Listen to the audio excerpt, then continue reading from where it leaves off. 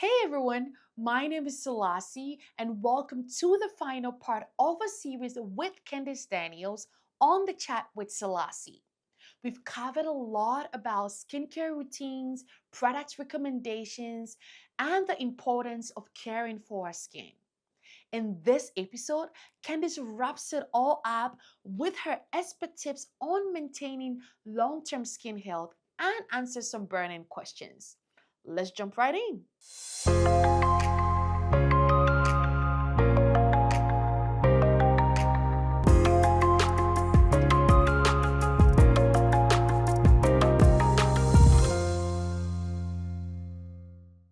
We've spoken about the beginner skin care. Okay, we've spoken about the beginner skincare product. Let's go a little more intermediate, right? Because I believe that our audience, people are at different levels and different journey or wherever they are in the journey, it differs. So going beyond just a cleanser, moisturizer, and a sunscreen.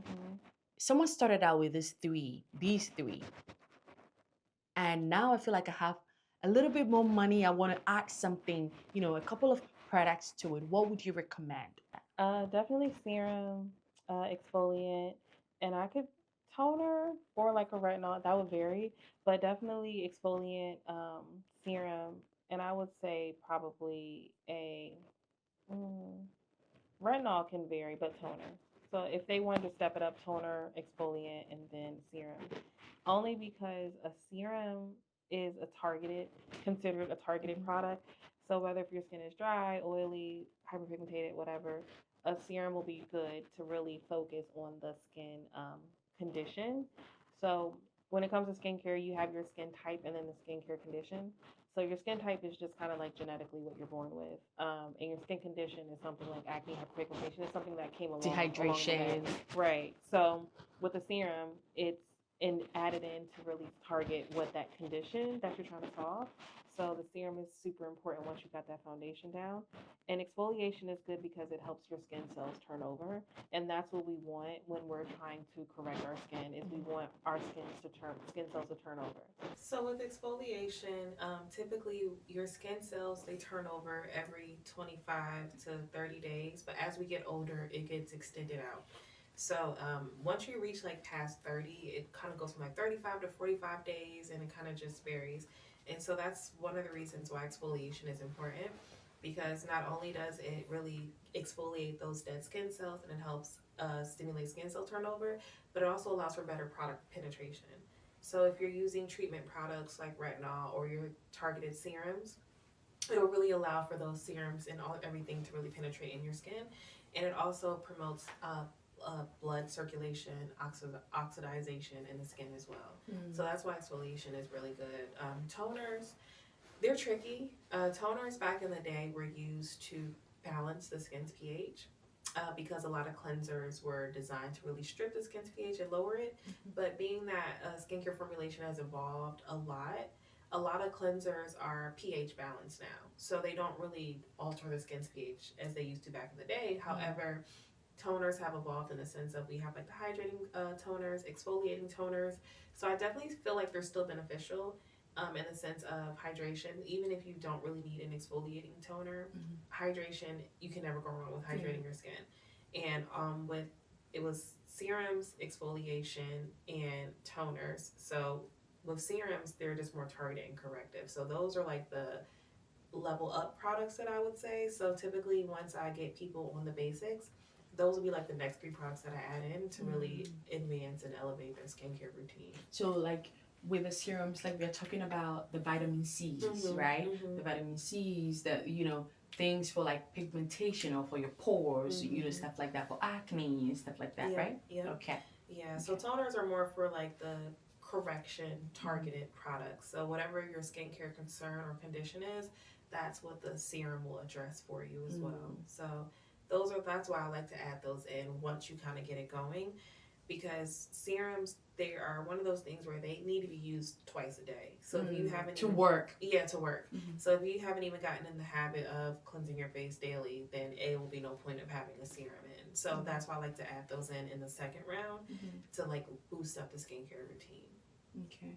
Okay. And then if we want to go, we say, okay, now I've done this cleanser, I have a cleanser, I have a moisturizer, I have a sunscreen. Mm-hmm.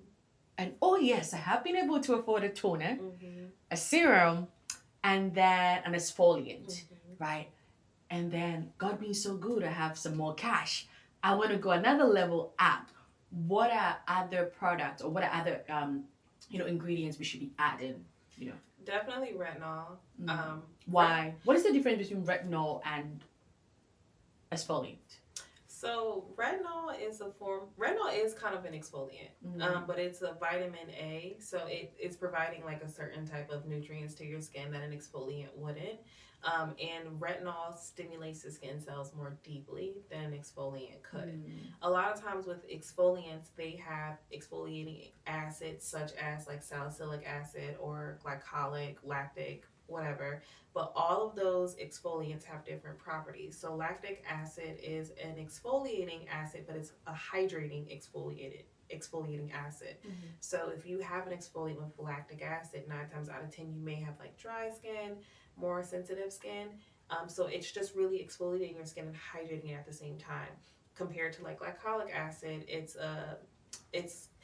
it's kind of hydrating, but it's like good for pigmentation, and it's also good for oily skin as well, as it can really penetrate the skin cells a little bit deeper. So those exfoliating acids also have other benefiting properties compared to retinol. Retinol is just really there to stimulate the skin cells and provide a little bit of vitamin A, which is what the ingredient that helps break down the skin cells to turn it over. So retinol is a little bit more potent. That's like the level up, the ultimate level up product in my opinion. But retinol is one of those things though too where you can't use every day. So it's one of those products where you have to baby step your way into using it because of how strong it is. So I always recommend people, if you're introducing retinol to your routine, start with one time a week, and then work your way up, because you want to allow your skin time to acclimate to that strong ingredient as well. So definitely retinol would be one of those things that I would add in. And a face mask. Face mask, I feel like they're Face good. mask, as in like the sheet mask or like the mask. Okay. Either. I feel like sheet masks, you can never go wrong with them because they add hydration to your skin. And of course, they have different kinds of sheet masks with like tea tree, things of that nature. But also like a targeted skin, regular, I guess, apply on applicated mask. So, like a clay mask or something like that. Like the brand I use, Lyra, they have a clarifying mask. That's one of my favorite for acne prone skin because it has like kaolin clay, which really draws out the impurities, but it also has salicylic acid, or like a hydrating mask, or even like a brightening mask for pigmentation. I would say those are like good additions to add in because they also incorporate ingredients and just benefits and properties that your skin can benefit from. And it just takes your skincare routine up another level. So I would say those would be like a couple of products to add in once you like find yourself wanting to add in more. And also with the retinol, we have other forms of vitamin A derivatives that people can start from. So if let's say you're more on the sensitive side, you can start with a retinol or like a retinaldehyde, right? Yeah, retinaldehyde is actually a little bit more potent. But we have Retin-A. Retin-A is kind of like a good starting point. I can never say it right. Retinaldehyde. That is like a potent one, but I always say you can sandwich that. So what I mean by that is put your moisturizer on, then put that on top. So that way. Is that more aggressive than a retinol? Yeah, it's a little bit more aggressive, but because retinol is like the starter. And then you have the other ones. Because I think I heard somewhere that retinaldehyde and retinol, they are potent, but you may not like react to it as much as a retinol. Is that it? Well, Retin-A, Retin-A is kind of like, in my opinion, Retin-A and then retinaldehyde, those are like more potent. Retinol is potent too, but the way it gets formulated. That's the thing, the formulation. I learned that the formulation of retinaldehyde and retinol or Retin-A, whatever that is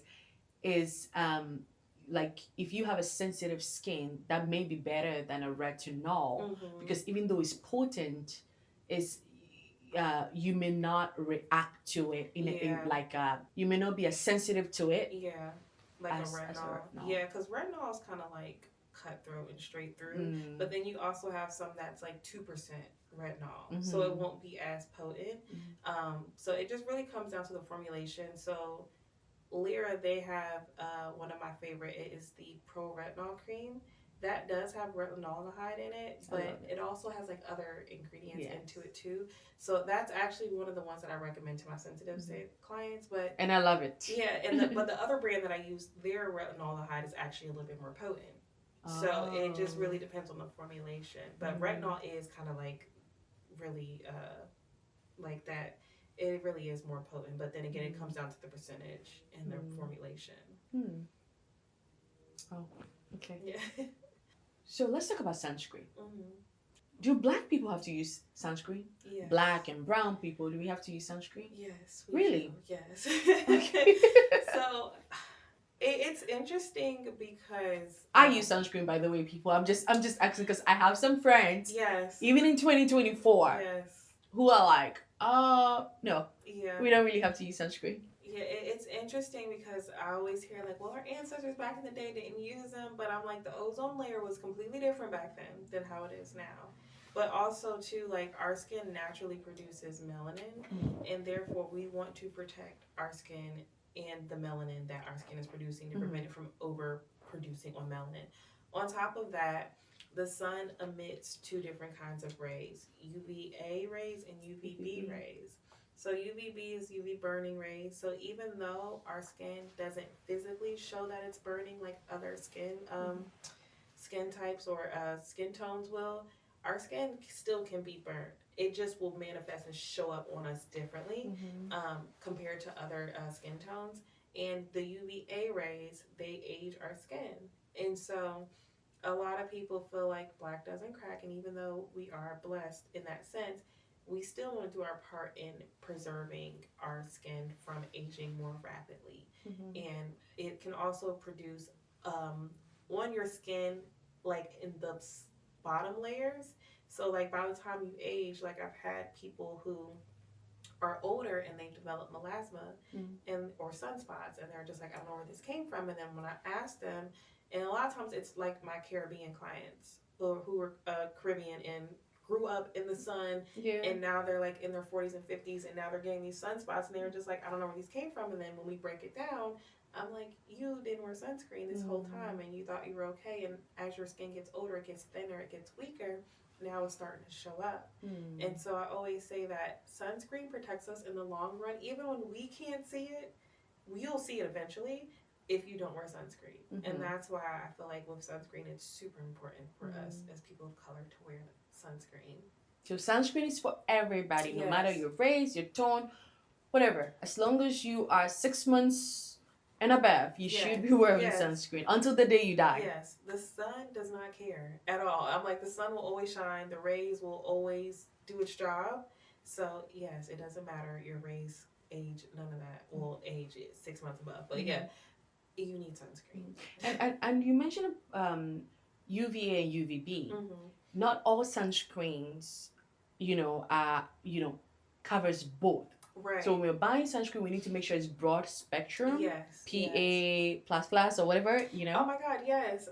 So it's interesting enough that I am working on converting a lot of my clients to Korean sunscreen because I noticed that Korean sunscreens actually do cover it a lot more than traditional sunscreens because they're like more broad spectrum. So if you notice on Korean sunscreens, they do have like the PA+++.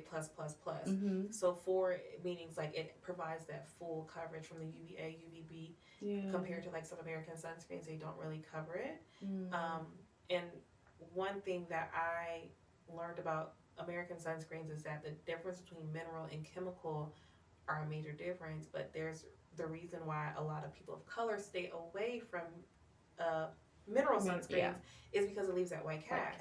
But I personally like mineral sunscreens better because they really provide that layer and they push the skin, the sun rays out compared to chemical sunscreens. They actually absorb the rays in. And so that can cause more heat in the skin. It can help produce like more pigmentation because with pigmentation you want to avoid heat as much as possible, but if your skin is absorbing it, it can create more heat in the skin compared to Korean sunscreens. They really just provide that layer. But the Korean sunscreen, I feel like they have more of chemical sunscreens. They do, but they also, but their mineral ones, they're kind of doing better with their formulations to where it doesn't leave that white cast and still provide that coverage. Okay. And their science is different when it comes to their chemical sunscreen. Yes, I think the filters are different and better too. Yeah, so even though it still absorbs it, but the way they filter it to the skin and deliver it to the skin is a lot more different than American ones. So, do you remember? I never will use a chemical sunscreen, but now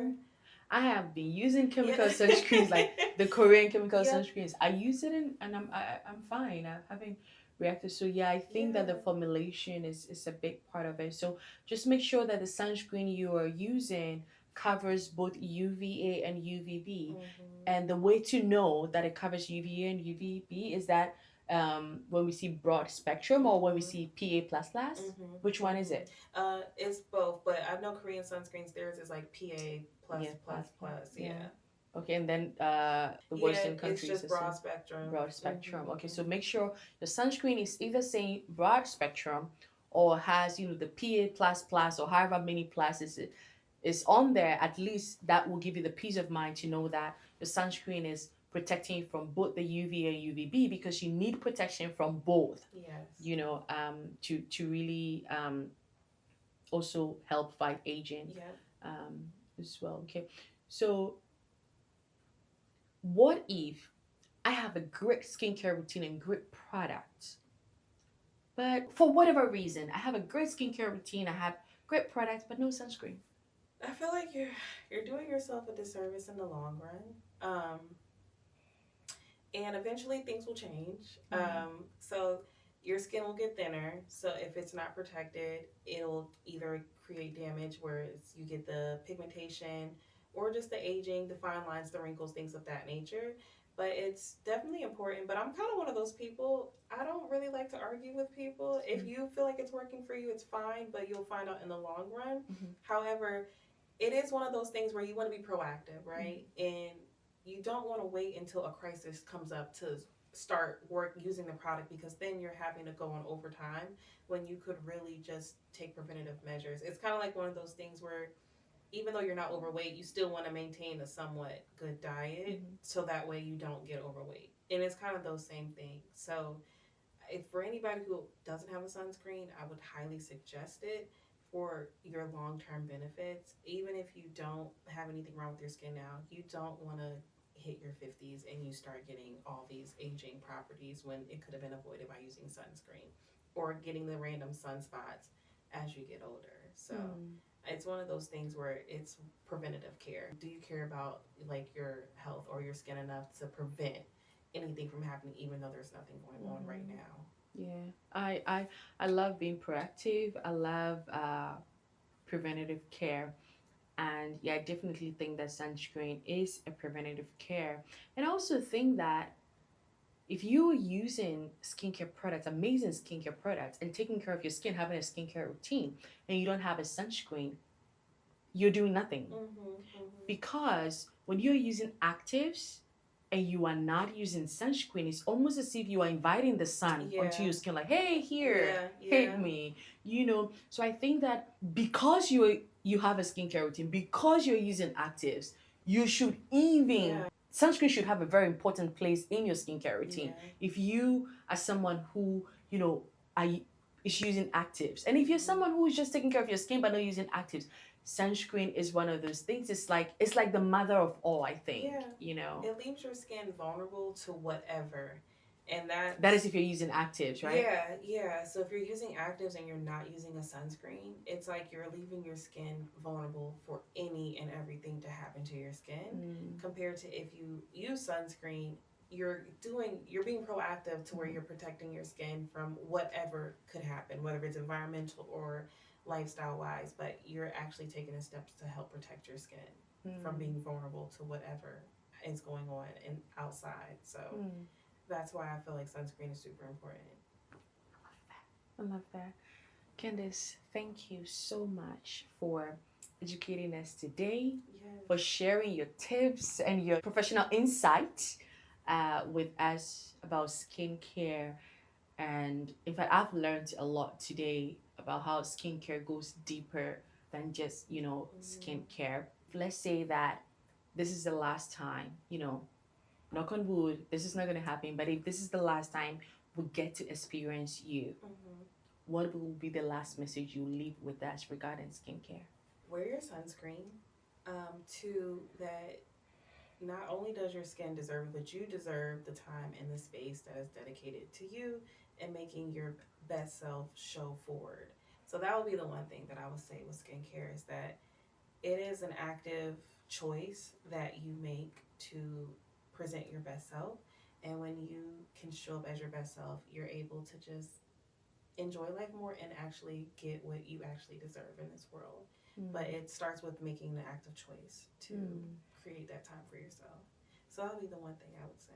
For me, there is a big connection between self-care and skincare. Having a skincare routine or just skincare in general.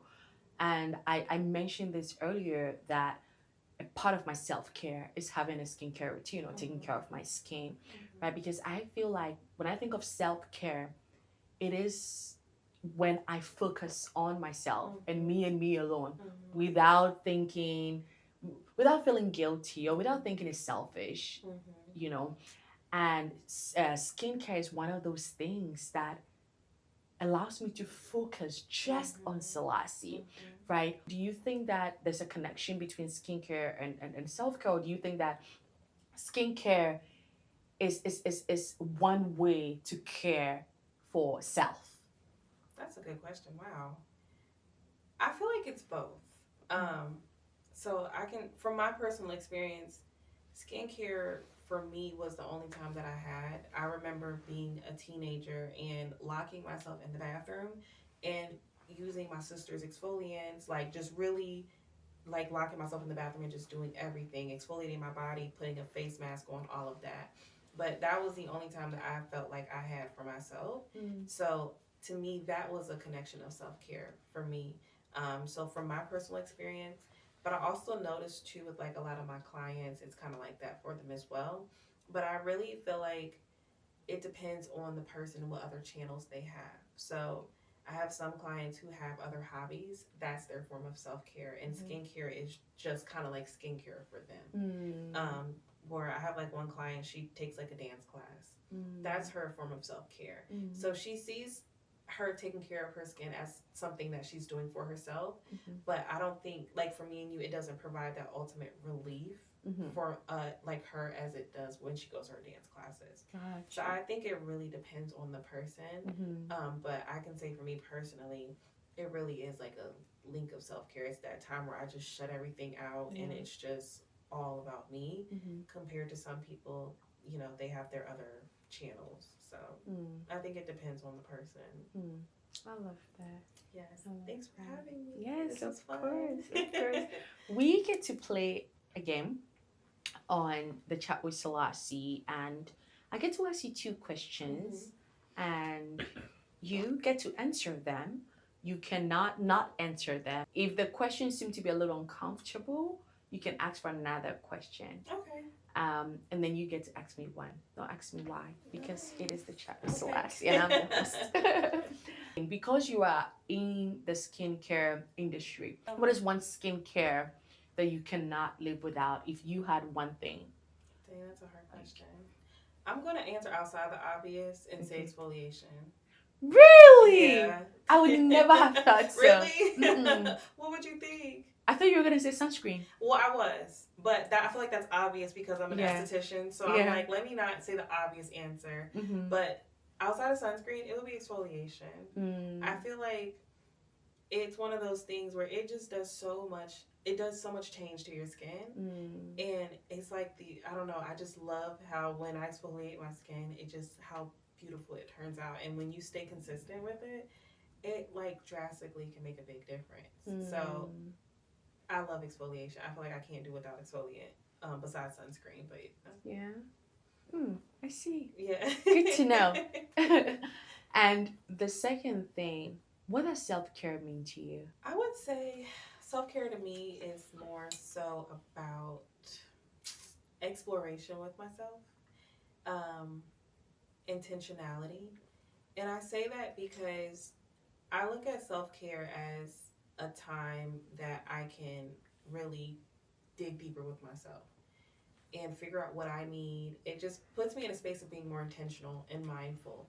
So a lot of times when I have like my self care days, I typically have them on Friday nights. I really ask like, what do I feel like I need, and it could be spiritual, it could be mentally, it could be physically. If I feel like I've had a rough week and I don't know, I didn't shave, then I can be like, I need to shave this day. But it just, to me, it's a time where I can really cater to myself and what I need and what I want and just dig deeper with myself. So to me, that's what self care is to me. Just having space to just cater to what I need and what I want. And I feel like we all need that because a lot of people navigate throughout the world not even knowing the simplest things of what they really need. And so when you are able to keep your needs first, I feel like you're better able to show up in the world and really take care of yourself in other rooms. If you actively practice figuring out what you need with yourself when you get in certain rooms, like I don't know, jobs or relationships, have kids, you can still know how to place your needs 1st. And so to me, that's what self care is. Candice, it's your turn to ask me a question. One, the game, remember? Yes. If I had to ask one question, I would say, what would be the biggest life lesson that you've gotten this year? That's a great one. Trust in the process. I think will be the biggest life lesson for me is that trusting that nothing in my life is a coincidence. Because this year, a lot has happened this year. You know, I got COVID and I was sick and I couldn't walk. And then right after that, I was involved in a car accident. Yeah, it was trusting the process. And because in those moments of isolation, I was able to find the things I needed. Does it make sense? I became more aware of the things I needed, and some of these things were not tangible. You know, some of them were more like spiritual or were more things that I had to work on from within. Like I found out that when I practice mindfulness, it really puts me at a place, it adds to my peace, it helps me to move differently. But I was able to find that, or I became more aware of that in the moment of isolation. So I learned to trust the process, each level that I'm on in my journey. I think that this year has helped me to really learn to trust the process and trust myself as well. And I wanted a car, I wanted a specific kind of car, whatever. This accident, even though I ended up getting a car I really like, but I was so focused on, oh my God, I got an accident, blah, blah, blah. But then I also realized that through this accident, which I didn't die, I am still here. And yes, I got injured, but it wasn't an injury that deformed me. It wasn't anything that shifted, you know, like drastically. In the end, it still brought, there was some goodness out of it. So when I say trust in the process, I'm not just talking about the process being a smooth one or a non-chaotic one. It could be a chaotic process, but still trusting that chaotic process as well. So that will be it for me. Oh, that's beautiful. I love that. Thank you. Thank you. Thank you so much, Candice, for spending this time with us. Really, I appreciate it so much. Yes. Thank you. Thanks for having me. This Yeah. was fun. I'm glad. I'm glad it was fun to you too. Candice, if people want to find you, and if you are in Atlanta or if you ever visit Atlanta, trust me, and you want to pamper yourself or just experience a facial or just get to talk to an esthetician to help you build a skincare routine or just help you learn your skin, right? Candice is your girl. Trust me, she's your girl. And if people are not in Atlanta yet they want to have a consultation, do you do over the phone I services or Zoom or something? Yeah, I do virtual consultations. I actually have clients. I'm from Virginia, so I have clients back at home where I do virtual consultations with them. So that's definitely an option. You can book a virtual consultation. We'll curate a skincare routine. We'll do monthly check-ins, so you'll still get like the at-home spa treatment, but with me there. I actually haven't launched it yet, but there is a at-home spa facial option that I am launching out, where we go over your product routine, and we talk about the products that you have, and we actually go through your skincare routine together. So you're doing your skincare routine, and I'm there watching you, telling you how to apply everything. I have a client who travels a lot for work, so she was the one who introduced the idea to me. So that's something that's coming out soon as well. I love that. Yeah. I love that. Where can people find you? So you can find me on Instagram at The Urban Esty, TheUrbanEstheti. Same with my website, www.theurbanesty.com. But those are like the main channels you can find me on. I'm also on TikTok as well under The Urban Esty. And do you have a phone number? Yes, that people can call? 678-593-8235. Would you mind repeating that one more? 678-593-8235. Okay, so there you have it, people. If you are looking for someone to talk to about your skin, or even, I don't know where to start from, but I really enjoyed this episode, and I just want to, start a skincare journey. Candice would love to talk to you about your skin and learn about your skin, or go on the journey with you as well. And if you're in Atlanta and you want to go in person and have a facial or just anything at all to do with skin, trust me, you can never go wrong with Candice. She is amazing. So go on her website, definitely check her out, or give her a call to book an appointment, or just to talk, to even see, is this a good fit? Is she a good fit for me before you book an appointment? She would love to do that with you. Thank you so much for watching this episode. I hope that you were, able to pick one or two things. Or if you didn't pick anything, I hope that at least you enjoyed listening to us talk about skincare. What I learned from today's episode is that you deserve to have a skincare. You deserve to take care of you.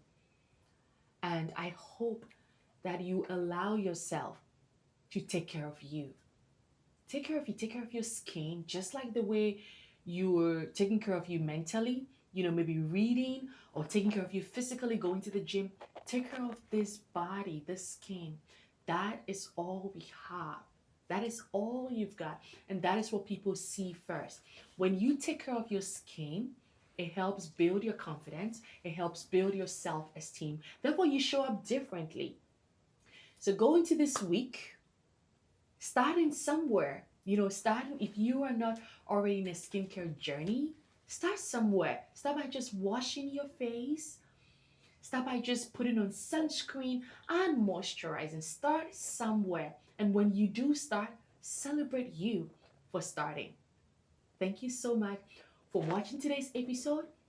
Go into this week believing in yourself, living life fully, and accepting your journey. This is the Chat with Selassie, and of course, I am Selassie. I hope that if our content resonates with you, you will subscribe. And if that's the case, please hit the notification button and subscribe. And also, I'm still learning YouTube, so pardon me, but hit the button, the bell button, so you don't miss any of our videos, right? We would love to be in constant communication and constant dialogue with you. So yeah, if you feel like this is a community, this is a family you would love to join, you're welcome. We would love to have you. I hope you have a blessed week.